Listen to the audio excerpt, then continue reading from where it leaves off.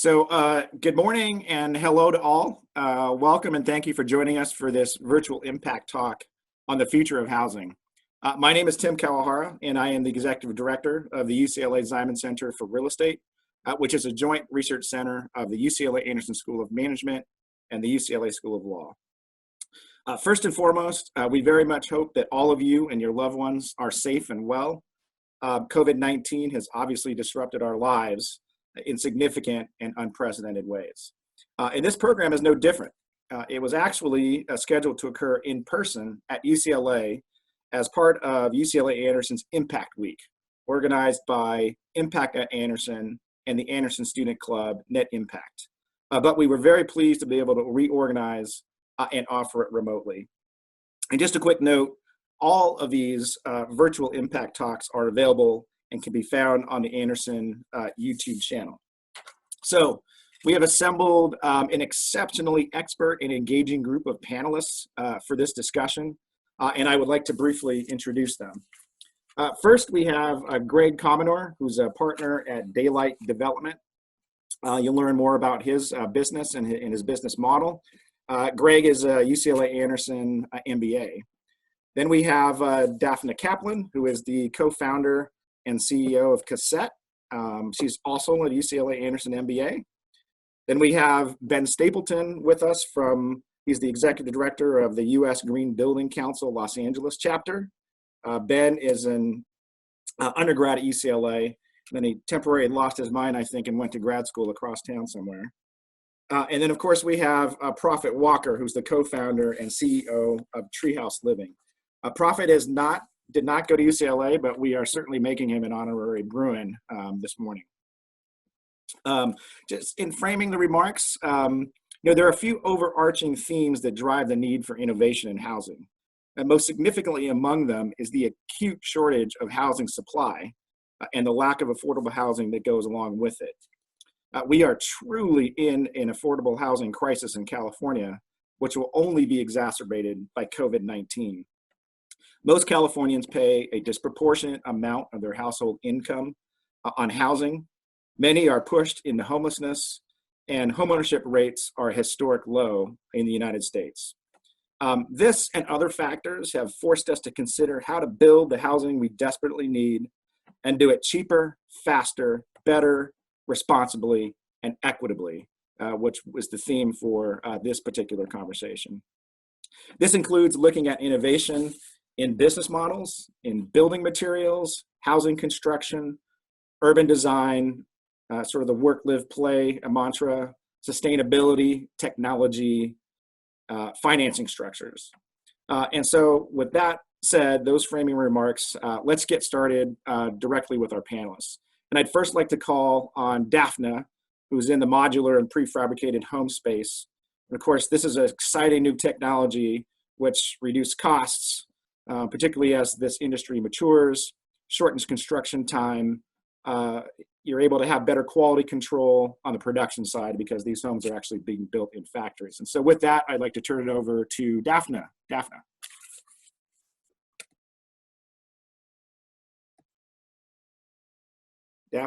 Dafna, you're on mute. Sorry about that. I just learned how to drive Zoom. So thank you everybody for including me in this panel. I'm so excited to talk about my favorite subject. Just a little background about me that's going to give you some insight into how Cassette sort of filters the information. The first 10 years of my career I spent in the product and tech industry, and there was the most relevant piece of that was about 2 years spent working on OEM tech with automotive factories that are primarily located in Japan. So Japanese automotive manufacturing sort of informs my high mark for manufacturing, and that's a little bit of the filter that I've been looking at industrialization in construction for the last 15 years. So next slide.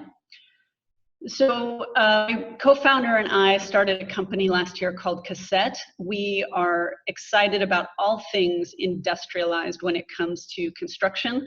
We are focused this year on bringing a modular system for multifamily housing into the US market, starting with a project in Hollywood. Next slide. But we also see that in this particular moment in time, what's most needed to bring industrialization into a sector like construction or the building industry, there is a robust sort of implementation model that we felt like was missing. And so we think about it like Oracle sells software as a service. It's a module, it's a product, but it doesn't really work to send a download link. It's the type of thing where you actually need an implementation plan, and there's extensive work with an enterprise or a construction site in this circumstance to make it work. So that's how we sell Modular as a product, but we also decouple those services and sell those as well in service to other modular projects and prefab projects that are not Cassette. So next slide. Next slide. Okay. So a couple slides just to get us all on the same page about modular. When we talk about modular, and I say we, I think Greg and Prophet as well are working in this field, we're talking about not prefab single-family homes, but modular in high repetition, in our case multifamily, but say 50, 100, 300 plus units built in a factory and stacked on site. So in the US, this is commonly wood, steel, container conversion, or bathroom pod. Next slide. In Asia, this typically takes a type 1 concrete form. Next slide. And, oh, shameless plug, this is the system that we're bringing from Korea. It was designed for the Winter Olympics in Pyeongchang, and it's interestingly enough designed to be relocatable. It's a heavy gauge steel system that can go high rise. Next slide. So the main thing that I am looking forward to talking with this panel about, but also all of you out there, is that why this is important is highlighted in this famous slide by McKinsey about, I think, 2015 report that basically said construction is at the bottom of every industry in the world when it comes to productivity gains over time. And the last 15 years has been about as bad as it gets, and it's even going in the negative. So why that has been critical is that construction is about a $10 trillion industry around the world. It's about 13% of global GDP. And so the financial markets took note of this, and in the report, the comment that McKinsey made was that if we just close that gap, the value of that is worth $1.4 trillion. So as you can imagine, a lot of money has gone into this idea of how could you improve efficiency. So next slide, please. Next and last slide for me. The comment I want to make about modular, but any industrialization of construction, is that what has been shown to be successful in this field is largely not due to any technology. It's bringing non-proprietary systems of building into being through an innovation in process. And so it's the parallel process of multiple things in construction and doing them in different places that is resulting in this game-changing impact. So my challenge to the real estate industry is that if it is a process innovation that is going to bring about these game-changing impacts, what are the behavior changes that are going to be required of you as a real estate developer, of you as a lender, of you as a general contractor, as a design team? Is going to take a village swimming in a completely different direction than we're used to doing. So thank you. Thanks, Dafna. Just a quick question. Where are we in sort of the maturity of the industry? I know that it's still inefficient in the sense that you still need to manufacture these things overseas. Sometimes they're shipped over here for build out, and then obviously trucked to site locations. So where are we in the maturity of the industry in prefab and modular?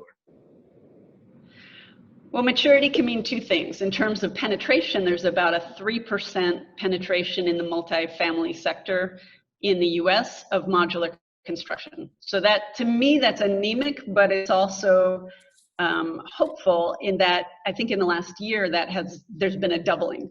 So doubling of a very small number, but it's fairly anemic. And our perspective on this is that it largely is the process and implementation side that has not been addressed. A lot of money and the financial markets are putting money into the automation side of things. And that is the other area of maturity. Most modular companies are doing construction in a tent. And the reasons for that are maybe not clear unless you have manufacturing experience. Until you have a certain amount of throughput and client demand, it is very expensive to automate, especially at this scale. And so if you're going to automate your factory, you have to be able to amortize that cost over, a book of business that you have. And it's just very early. So there are some investments like Autovol in Boise and other factories around the world that are starting to focus on automation. But I think, our perspective is that for this industry to mature, it's that behavior change and the process that really needs to evolve. Yep, thank you very much. Appreciate it. So let's now move on to another exciting area in housing trends, and that's we're going to turn to Profit. And he's in the co-living space. So, the shared economy, incorporating technology into the living environment. I think, Profit, you'll probably address this, but I think maybe that's the preferences are more leaning towards millennial tenants. But let me turn it over to you and introduce us to the concept of co-living. For sure. Thank you, all the UCLA Bruins here, to allow me to participate with you all. I'm a Loyola Lion, but appreciate you guys. No Kimball, man. Similar to Daphne, I'd like to contextualize why co-living in this moment. Myself and my partners, we were looking at two sort of verticals, if you will. One sort of the societal vertical of people just becoming more and more lonely and disconnected in major cities, and realizing that, you can rent a luxury apartment or any apartment in the city, and your door is factually 5 to 10 feet apart from your neighbor, and yet you don't know your neighbor. And that in and of itself, in a society that's becoming more digitized and disconnected, seemed like a major issue. And the second part of why co-living is more on the actual housing side, right? So there's an increase in density in an urban environment. We're able to, we take our buildings and we say, look, we believe that the entire building, if all the neighbors actually knew one another, interacted with each other, the entire building can be seen as a home. And if the entire building can be seen as a home, you can start minimizing a lot of these typical, a lot of the excess space in the home. So, a large living room space, it doesn't become as necessary because the actual common spaces are used more often with the folks that you interact with. As well as, and the thing we also saw in the co-living space, which is unique to Treehouse, is we're the first to build a building ground up for co-living in the form that we envisioned it to, where everyone can either have an apartment or they can have an individual bedroom and bathroom where they're not sharing with anyone. And what we realized in the market is that actually readapting or reusing existing assets wasn't particularly possible to create the amount of density that we needed, which to Daphna's point, I'm not doing modular today, but I'm actually quite excited for the future of modular and co-living marrying together, because the success of co-living will ultimately be the introduction of more assets to the market. And I think the combination of efficiency and speed and cost savings will also ultimately, coupled with density that co-living brings, will ultimately bring a great option for renters. In the space, how does this actually work out? I get a lot of questions on whether or not co-living is a commune or something of the past, or is it a college dorm? How is it actually interacting during COVID? And it's sort of a combo of all and none at the same time. Through the history of humans, we've all sort of lived together and come together to share life day to day. Only more recently have we sort of become super hyper focused on individual living and separating. But during COVID, we're seeing this more than ever, how important it is to have community and proximity to one another, and actually being able to rely on your neighbor.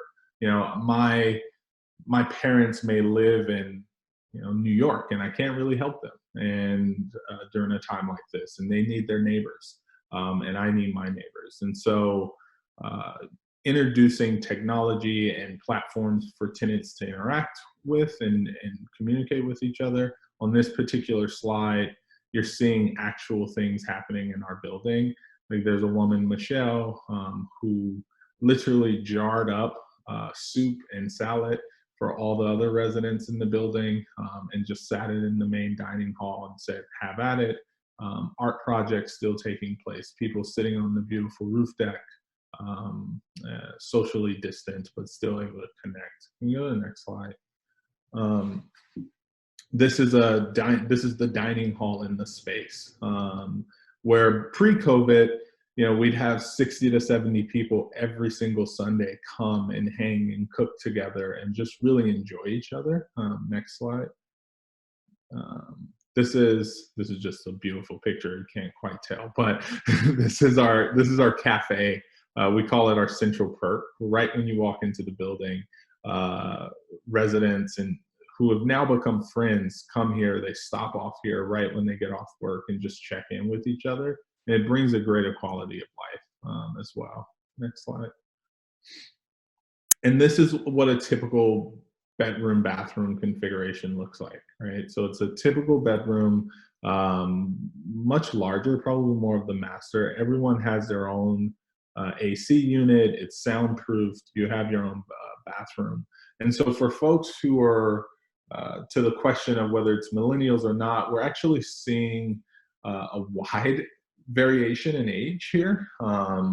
There's some folks who are just coming out of college, all the way to a couple retired professors, in fact, UCLA, that have decided to live here and really join in on the community and interact. Next slide. And then taking creative space, like what I've experienced in the traditional multifamily development market is it's typically a bit prescriptive of what the common spaces will be. We're trying to meet minimums with open air, whatever the city impresses on us. What we decided to do is look at these sort of typical utilitarian moments and try and create more serendipity out of them. So this is your laundry room, where the laundry is free, so we didn't have to buy a host of laundry machines, etc. But we turned the laundry room into a full art studio, where literally people go down there and make art every single day. And I think as we look to the future of multifamily housing and people looking at brands as well, of where they can they trust a housing brand that will bring them community, quality, and excitement.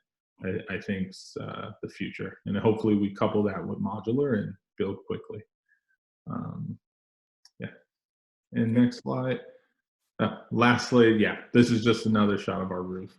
But again, there's a host of common spaces that allow people to interact separately, be 6 feet apart, go into their space and retreat. It just hasn't been, COVID hasn't been a big impact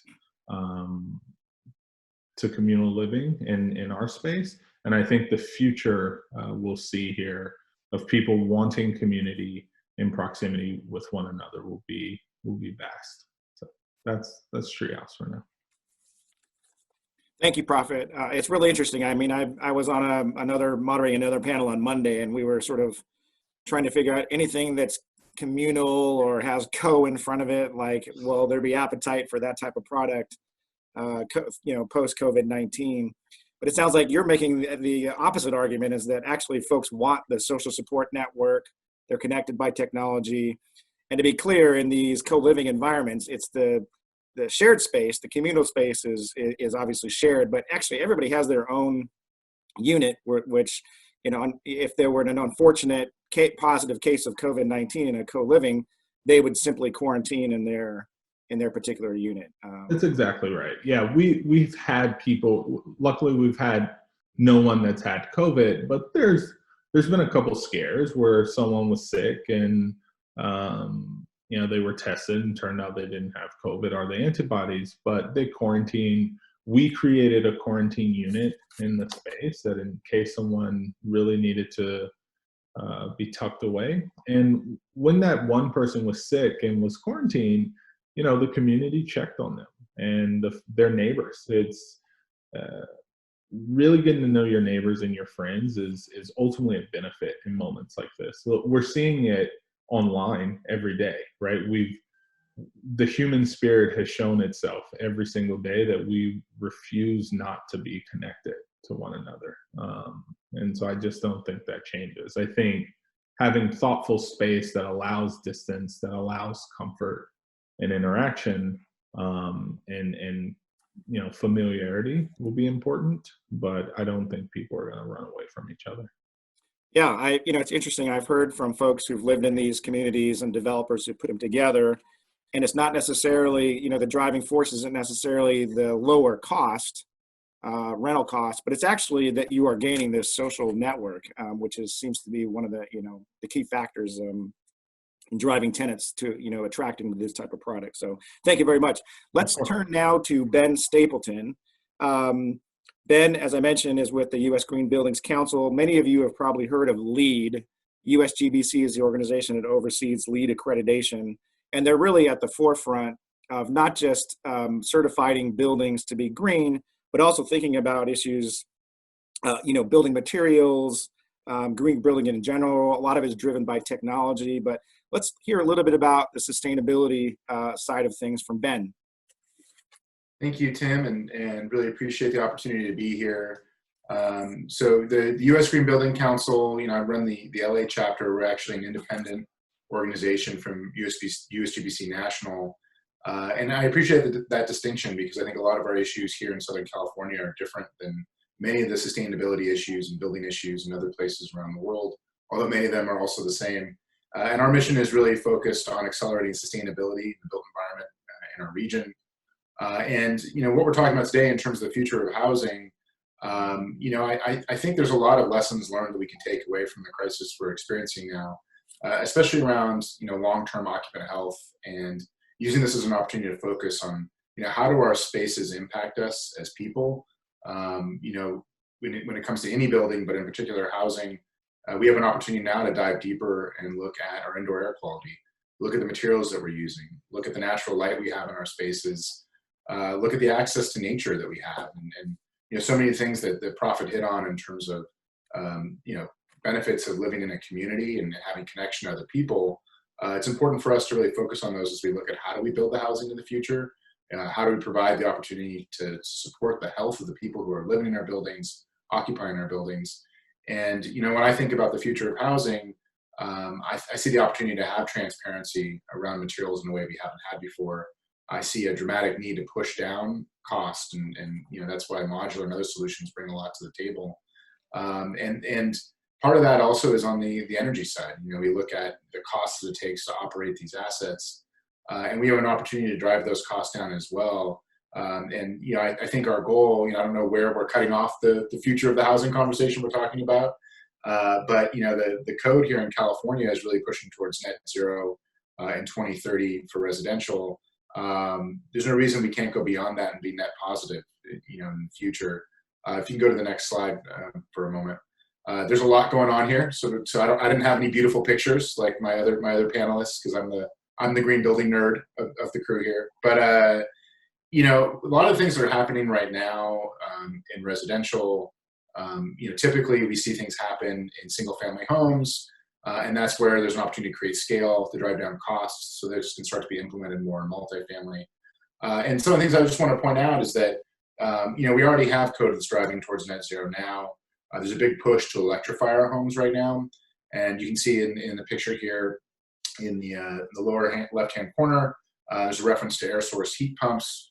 You can look at induction cooking in homes. Our government here in California has made a commitment to have a fully renewable grid by 2045.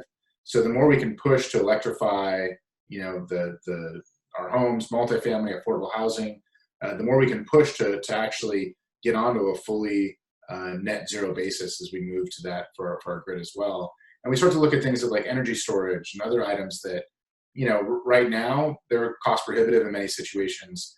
Ideally in 5, 10, 15, 20 years, those will be less cost prohibitive. And you think about some of the situations we've experienced during, wildfire season this last year in terms of blackouts and other items that really disproportionately affect folks in certain communities. You can easily see a situation where the folks that have money are going to have the opportunity to have things in place to help protect them from climate change, to help protect them from issues around the health of their spaces.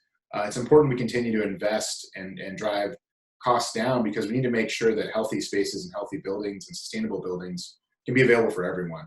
I think the crisis we're experiencing now has really exposed the equity issues that we're dealing with in a lot of ways. And I think if we look towards sustainability and we look to ways to reduce our long-term operating costs, that gives us an opportunity to really look to address those long-term. And while we're reducing those operating costs, ideally that's driving down costs of housing, driving down costs of renting for the people who are in those homes. So I'll pause there for a moment, but again, I appreciate the opportunity to be here.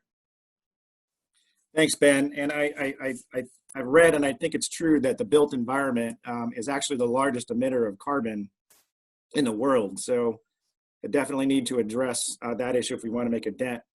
Another interesting thing, that I was in a conversation with the CEO of KB Home, and they now have energy performance stickers on their homes, similar to when you buy a car and it gives you the miles per gallon on the car.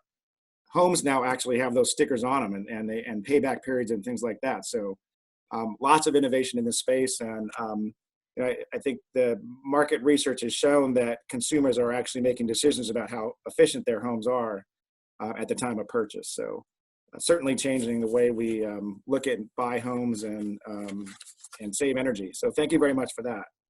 Yeah, and so much comes to education too, and part of what they're doing there is educating the consumer. And I think as people start to get more aware of their spaces, more aware of what they're spending on energy, and have transparency around the materials in their homes, they're going to make better buying decisions. And you're right, about 40% of our greenhouse gas emissions is due to buildings right now. So it's still our largest share, and we have a lot of work to do there. Absolutely. Thank you so much. So now let's turn to Greg. Greg started a business called Daylight, and he actually incubated it while he was here at Anderson through what we call a business creation opportunity, along with a couple of his partners, peer students. They're in a really interesting space in that they have a different funding structure than what is traditionally used for this type of housing. They believe they are using modular as well, so they're using that component. But they are particularly focused on the homeless population. So I wanted to have Greg walk us through, the business model, how they've been able to do this, and in particular, how it's impacting our homeless population, which unfortunately, there's roughly 60,000 homeless people on the streets in any given night in Los Angeles County. And of course, that stands to get much worse given the virus. But Greg, why don't you walk us through your business model? Great, thank you, Tim, and pleasure to be here. Daylight, which was founded in the accelerator basement at UCLA Anderson as an affordable housing development company. We, along with my partners Sonia Falcone and Aaron Sasunian, who I think are on the call, we build homeless housing, permanent supportive housing here in the city of Los Angeles through modular construction. We do that with container modular. So we take one-time used shipping containers. We're partnering with a factory in Boise, Idaho, and repurposing those containers to create more of a housing context, and sort of a rinse and repeat model of using the same design, the same engineering team, the same contractor, and being able to sort of rinse and repeat these plans. This is definitely an evolving industry, and I don't pretend to say that we have the best mousetrap. Right now, container modular really works for affordable, and I'll get into sort of why we think that's the case and why it's worked to date. But we're really counting on Dafna to actually find the right box. So our fingers are crossed, and as that penetration rate grows, especially in affordable, there'll be more investment in this space, and there'll be that better box. No pressure felt, Greg. Thanks. Appreciate it in advance. Next slide, please. So Daylight, founded in 2018, really the business model here is using offsite modular construction in order to reduce cost and the time of construction as well. We most significantly, we were rewarded in the HHH Innovation Challenge, which looked at different ways to bring costs down and build supportive housing faster and cheaper. We were awarded with a $23.8 million corporate commitment in order to build supportive housing on three projects. And the next three renderings are sort of those scattered site projects. What we're doing is it's unique in the fact that there's no podium, very limited parking. We're going 3 or 4 stories up directly with containers, and we've really developed this team that's able to put this into practice. Next slide, please. So this is the second of our 4 modular projects. This is in Koreatown. As you can see, this is the same manufacturer, the same container box that we'll get into, but there are different sort of design elements that are possible. You obviously are constrained with the size of the container itself, but there are different elements that can be used, such as exterior cladding, exterior spaces, and different ways to sort of make these projects still beautiful, even in a limited design way. Next slide.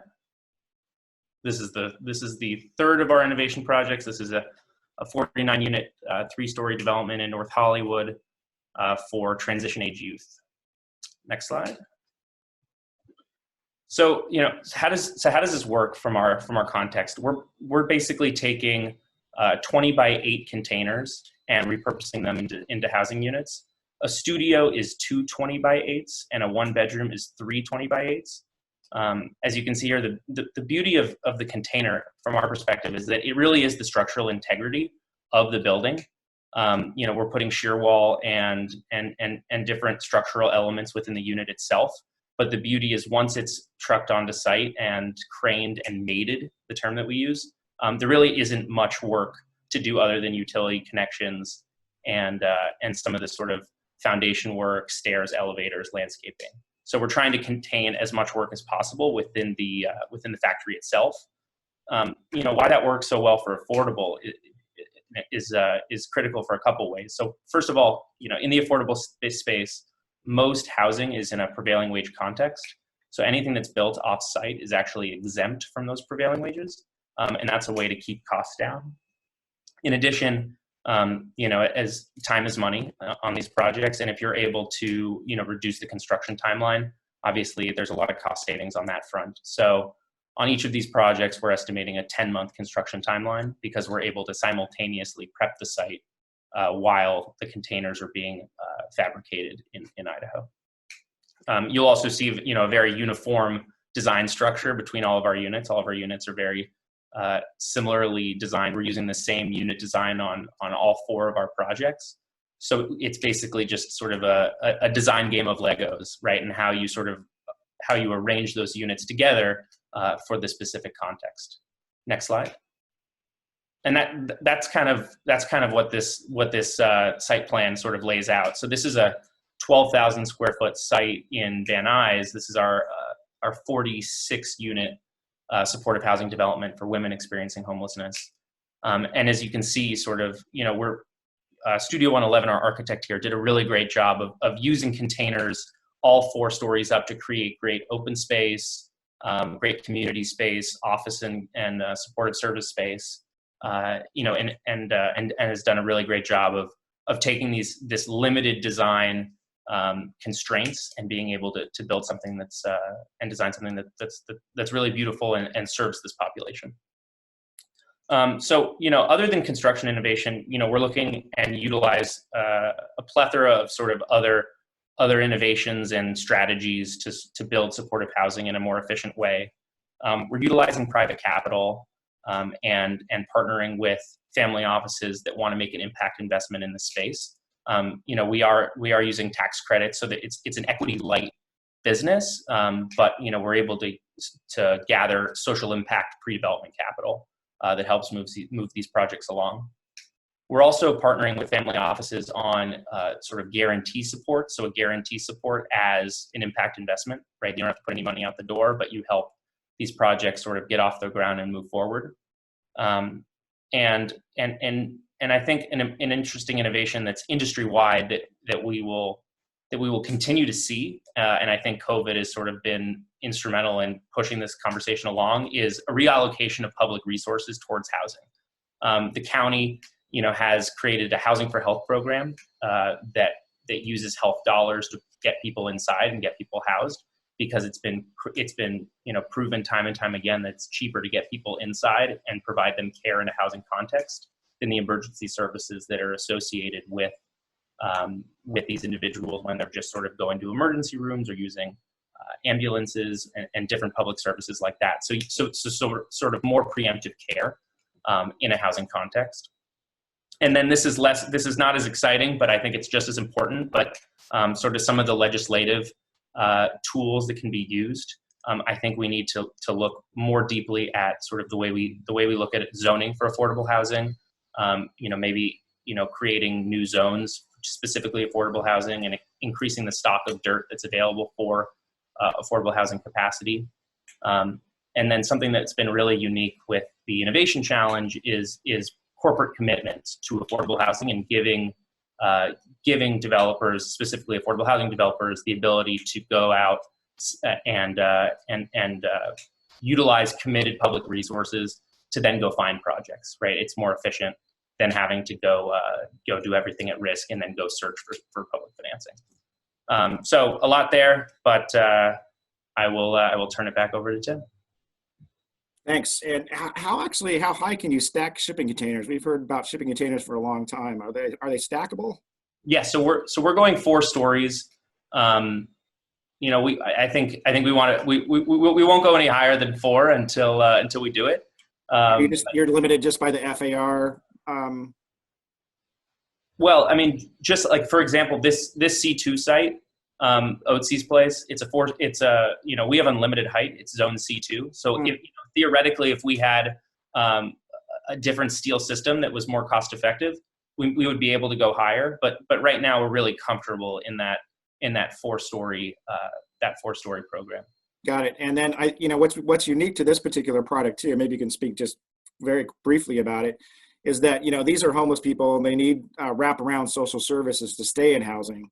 And a lot of them are have addiction problems, mental health, battered women, kids aging out of foster care, and a whole host of other reasons. But this is a unique product type, in that you actually have these social service wraparounds on site as part of the building. So maybe you can tell us about that? Sure. So we've developed relationships with some really great social service organizations here in Southern California. Between our 5 projects, we're working with the People Concern and Downtown Women's Center. And basically for each of these projects, we go to the council office, we look at the local data, and we sort of develop a very specific target population. So for example, in Koreatown, there's a large population of seniors that are being displaced. And the council office specifically there wanted to target seniors who experiencing homelessness. So, on each of these projects, we're building a service space, to provide some of those job training and sort of stabilization services for these tenants. And all of those services are funded by the county. Great, thanks, Greg. And then speaking of innovation, there are just other concepts that I'll just briefly go over to give you a flavor in terms of trends. But next slide. So a lot of folks have heard about these tiny home concepts. These are some images of tiny homes. The one on the left, you could actually buy on eBay for $40,000, and you can drop it in your backyard or wherever you want to put it. Obviously, you need the land, but tiny homes could be a trend. There's, in other countries, certainly, particularly in Asia, they don't live in nearly as large units as we do in the United States. So, tiny homes could be a trend and help drive down costs. Next slide. And some of you have probably heard of what we call accessory dwelling units or granny flats. And in California, an ordinance was passed where single family homeowners by right can actually put one of these in their backyard. So you can convert a garage, you can build a new freestanding accessory dwelling unit, and you can rent this out. It obviously helps with the housing stock, also creates some income for the single family homeowner, and increases the value of their particular property. So those are accessory dwelling units, and there are quite a few that are now being built across Los Angeles and California. Next slide. Micro units, this is somewhat similar to what Profit is doing, but a lot of the market rate developers are even putting in as a mix of product some of these very small units within their more traditional units in like a multifamily building. So still watching to see how that's going to work out, but certainly is another trend where we see market rate developers putting these small units as a mix in their particular buildings. Next slide. Some of us have heard about 3D printing, and a lot of these questions came from the students, but 3D printing, you can see some concepts on the left. Some people wonder, like, well, how do you actually 3D print? You can see that there's a apparatus that goes over the top and really does this with a nozzle and just goes back and forth and puts down cement. This industry has largely been pushed because of the innovation in cement making, where they can actually get this stuff to be structurally sound and quick. And the idea is that you can put out one of these printers and overnight you'll actually have a home. Unfortunately, this technology is probably far off, although it's very sexy and you hear about it. I think we're several years away before 3D printing of homes is actually viable, particularly at scale. So, but certainly people are asking about it. Next slide. And then there's this whole area of real estate called prop tech or property technology, and certainly it's changing the way that we look for homes, buy homes. Real estate is a very old-fashioned business traditionally, so it's very ripe for disruption, particularly by technology. So whether you're looking for a home, buying a home, knocking out some of the intermediaries, for firms like Zillow and Redfin and folks that help you find apartments and are going to be changed dramatically by prop tech and technology introduction into the sector. So that's the end of our presentations. There are a ton of questions that are coming in. So let me try to get to some of those now. Hunter Knight has asked us, where is the modular industry in terms of high-rise buildings? Seems we have a few precedents in the US. I don't know, who wants to take that one? Maybe Dafna. Sure. Yeah, most of the high rises in modular have been occurring in New York, and actually most modular in the US has been occurring in New York. So if you saw a map of sort of modular adoption across the US, the West Coast in 2018 was about 0.5% of multifamily, and the Northeast, which is really led by New York, is like 7.5%. I think they're on their third or fourth high rise in New York. The Citizen M in Seattle was the first high rise that I know of that went up modular on the West Coast. And really largely the delay is because it's just harder. The seismic requirements on the West Coast make it more difficult. But there is one going up in downtown LA. If anyone can get down there, I highly recommend you go and watch the stacking of the Citizen M on Spring and 4th. I think that will be the first high rise in LA that's modular. And in terms of companies that can do it, obviously we can because we have heavy gauge steel, but Polcom, DMD Modular from Poland, the one in Seattle was a Polish firm, and CIMC, which is more of a shear wall based structure based on a shipping container, but it's custom, it's a little bit larger. Those are coming from China. So, and I think Z Modular can go high rise, but I'm not sure, I haven't seen. And they're based not on the West Coast, but they have a factory in Chandler, Arizona. So, okay. Another question on modular.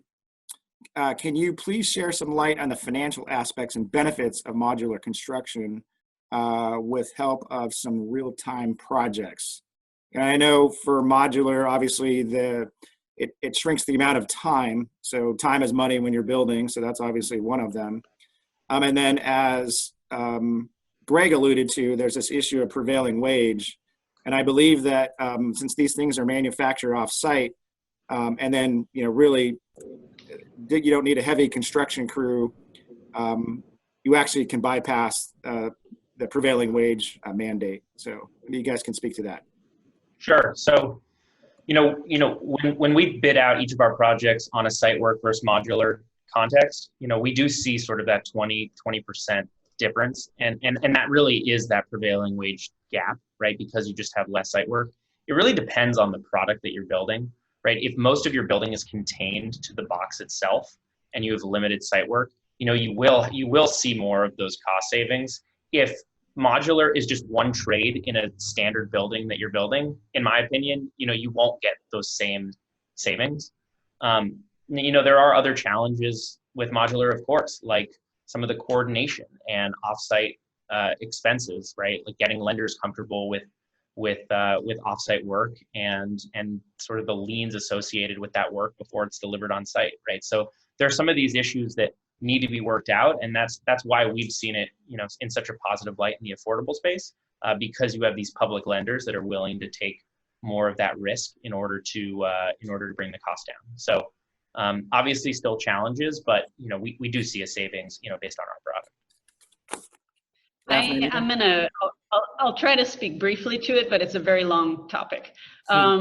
So we've done feasibility studies on modular projects, cost analysis versus traditional, on container conversion, on heavy gauge steel, and on different wood systems. And we do that because the economic benefits are different depending on the project you're looking at. But as Greg said, if 50% or more of your project is not the residential component, but it's other programmatic areas, or if the residential component is not really of a scale, and what I mean by that is sort of think in terms of if you were a factory and someone told you to build 20 of one product, you don't really get a benefit from all the factory setup, tooling, et cetera, if you're building 20 of a product. But if you're building 100 of the exact same product, you start to see really efficiencies. So what I'd say economically is modular realizes efficiencies like anything in a factory, really at scale.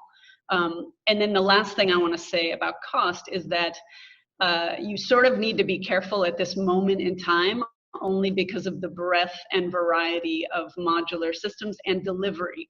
And there are cost buckets in modular construction that don't necessarily fall under a traditional estimate. So when you're pricing a module on a, say, per square foot basis, you understand how that particular system gets installed. Is there welding on site? Is it 6 per day? Is it 30 per day? And is there a room to lay down 300 apartments somewhere, or are you going to have a separate site where you're putting security and you're laying that down? So there are complexities to modular. It's not rocket science, but it's not like typical construction. And back to the original comment that it's a process innovation, you really need to look strategically, and the behavior change I recommend most for developers is have everyone at the table early. And I know a lot of developers don't like to pay for pre-con, don't like to hire people early. If you do not, it's a fail.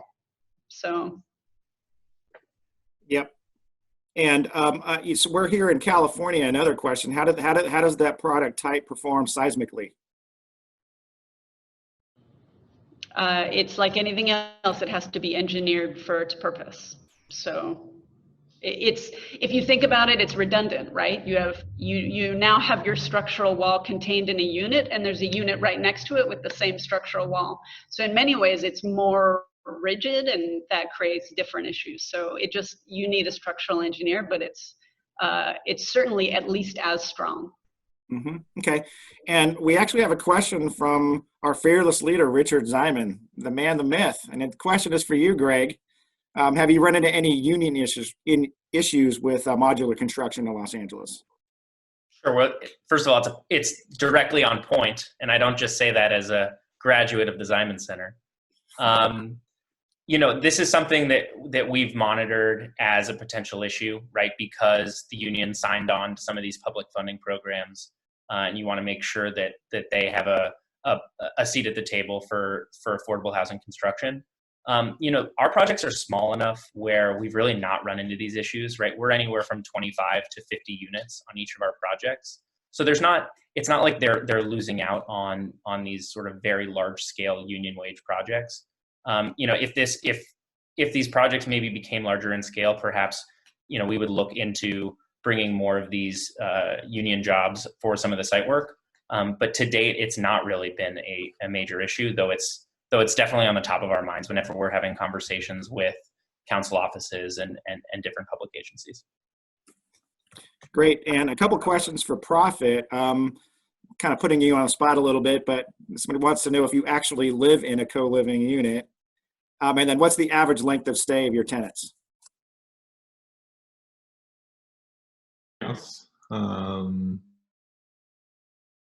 It's interesting. I don't know who's on this call now. Anyone could just step in on me. But yes, I live here. And I've actually always lived relatively communally, mostly with roommates and with friends.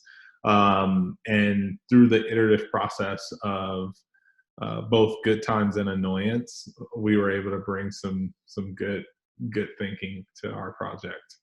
And we ask that folks sign a minimum of a year-long lease. And that's for a few reasons. One, the lending industry still has not, we're catching up to co-living, but they're far more comfortable with longer term leases. And for us, more importantly, it gives people time to interact and get to know friends. It's very hard to purport this idea of community if the entire community is actually transit. Great, thank you. Here's a question from Matthew Haas. Matthew's actually put in quite a few questions, but how does repurposing other asset classes help solve affordable housing? Are not office, retail, hospitality are going to go through disruption? So could they be pivot to these middle missing and affordable housing? It's an excellent question. We do have an ordinance in Los Angeles called the Adaptive Reuse Ordinance. It was used and continues to be used to actually repurpose into other property types. In the Renaissance in downtown, it was widely used to take some of these obsolete, factory manufacturing and bank buildings and flipped into, some of you will recall, they were flipped into lofts and other types of residential communities. So yeah, certainly when you look at, in particular, the hospitality business, right as of today, 7 out of 10 hotel rooms are vacant. And that doesn't even account for the majority of hotels that are actually shut right now. So that would be ripe for sure. I think you will be seeing some of that. Frankly, the biggest issue is the NIMBY issue. Folks just don't want to have, certainly when you're talking about affordable or permanent supportive housing for homeless populations, that becomes an issue. But anybody have anything to comment on repurposing existing property types into housing? Nothing. Okay. So I'll add that I think for co-living, one of our biggest challenges with repurposing is repurposing office space is oftentimes too difficult because there's the floor plates are pretty square. So you need, similar to downtown, these light wells, et cetera. And so it becomes as expensive as building a new asset. But hotels, particularly in the wake of COVID, tend to be actually really good adaptive choices for us. So we'll be looking at different hotels for sure. That's certainly a possibility. Okay. And Ben, there's a question about what is the USGBC stand on modular? Yeah, appreciate the question. And modular, I'm actually a big fan of for a variety of reasons. From a sustainability perspective, there's typically a lot less waste in modular construction. Typically, modular construction is built in a controlled environment, so you're going to have better control over the energy use and materials that go into those products. And so most of the time when I've looked at modular from a performance perspective, they tend to be much more energy efficient. The materials tend to be better, and as I said, there's a lot less waste. So from a sustainability standpoint, all great things. I think one thing we need to continue to look at, though, is where are we sourcing materials from? What is the carbon footprint of moving those materials to the site or to the factory? And again, I think in a controlled environment, you can have a little bit more transparency around that because you know better. But I think we still need to continue to dive deep on that issue. And I wanted to add to the point earlier about repurposing. Again, from a sustainability perspective, repurposing the buildings we have is a lot less carbon intensive than building new buildings. A big issue right now is really looking at that balance between embodied carbon and operational carbon. And if we're building new buildings, whether it's concrete or steel or other things, we're using a lot more carbon to put those up. Okay, another question. Of the 3% of multifamily housing that is modular, what is the split between market rate and affordable?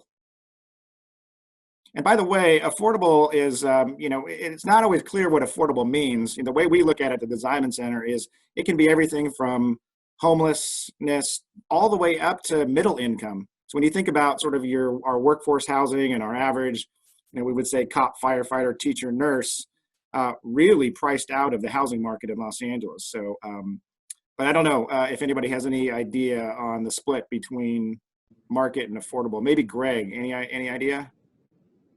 I have zero idea, Tim. Zero idea, okay. I can say anecdotally, I can't say with any authority statistically, but there's not been that much modular in the US, so I can tell you really the prevalence on the high-rise side, it's really the hotel industry that drove it for a long time because time is money in hotel. And so there's a lot of hospitality, and including the last 15 or 20 years in the US, you may not know, but every sort of 3-star Comfort Inn you see on the side of the road was probably built in a wood modular fashion. On the housing side, I think it's largely workforce and affordable that's happened, which it's sort of that missing middle that we're all targeting, right? And now some permanent support housing. I've not yet seen really anyone, or I've not heard of a project that's targeting luxury residential. And I think the simple reason for that is that you have to be willing to give into the constraint of modular, which is repetition. And by definition, a lot of luxury housing want to do, custom this, custom that, different units of different types, and that doesn't lend itself as well to modular. So it's more anecdotal. I don't know. I can't give you a split. And Tim, this is anecdotal as well, but like we've seen it more and more when we're having conversations with lenders, with public agencies. They're closing deals more and more with modular in some capacity, whether it's the entire building or it's modular bathrooms, right? So we're seeing much more prevalence in the affordable space. It's still relatively nascent, but it's definitely moving in that direction for sure. Okay. And a question for Profit. For co-living, so much depends on personality. For harmonious living, do you do any screening of tenants when you take them on? Yeah, for sure. So we have Treehouse has a basic application requirement. So we check your income and background, criminal background, and then we also have an application that's sort of more geared toward, do you want one of the components of living at Treehouse is, factually, if you decide not to talk to anyone here, you totally can. It's built in a way that you can. That's not the hope or the intent. And one of the things we ask is that in the dining hall, once every 3 months, I think it is, you join a group of 7 other people to cook for the community. And so there's an application that asks questions like, why do you want to live in a community, or why do you want to live in Treehouse? Do you want to cook or interact with your friends and your neighbors? And some other like personality-based questions. So, or not personality, sorry, living style question. So I go to bed at midnight. I play the drums all through the night or whatever it is. If there's two people that play the drums all through the night, we try and say, look, you two should probably talk and create a symphony or something. I'm not sure. But then from there, we let the residents themselves select who they want to live with. So we ensure that there's no form of discrimination whatsoever on the front end. And then from there, their residents have a right to pick who they want to live in their same living quarters. What we've seen in practice is we go through the credit and background check, we look at the application, we recommend folks to the community, and I think at this point, 100% of the time, everyone's been excited and have moved in or found their person to live with. Great. Well, thank you, everybody. Unfortunately, we are out of time. We could really spend like days on these subject matters. They're so incredibly interesting. And I apologize that we weren't able to get to all the questions. There were just so many. But hopefully you all found this interesting and will be interested in coming back for future talks. On behalf of Impact at Anderson, Net Impact, and the UCLA Ziman Center for Real Estate, thank you, stay safe, and wash your hands. Goodbye, everybody.